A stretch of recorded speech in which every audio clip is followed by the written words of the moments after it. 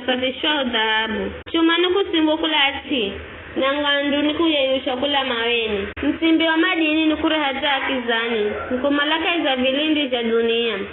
Kumala mawega madini kazi kufisika kazi za kiza cha mugunguna. Yani kusimba wina kure na makalo gatu kuchukuzi kosa hawiwa ninyayo za akizangira. Ikude wajewa kwenda mbele na nyuma kure natu o dunia ndo imbo zayo chakure edagositinize nikupetulo hele kwa kuhumira moho. Mawega ndo gombolago ya kuti na ina msango wa dhahabu kana nyama kubururuka inzaye emanya ngirayo azitoranderi kariza yona.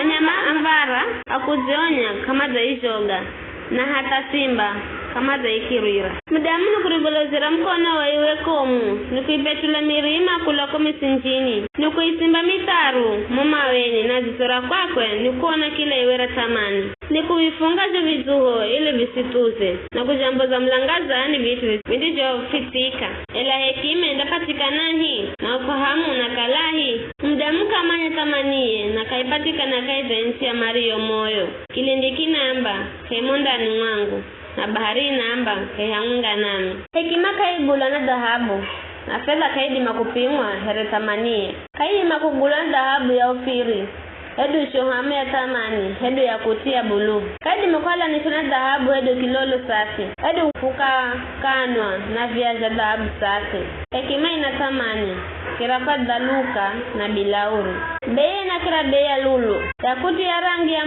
maji ga jape ya kulakushi kaidi na ukala karakara nayo na kaidi makugulona dhahabu safi. Bayo hekima imbolahi na ufahamu ukalahi.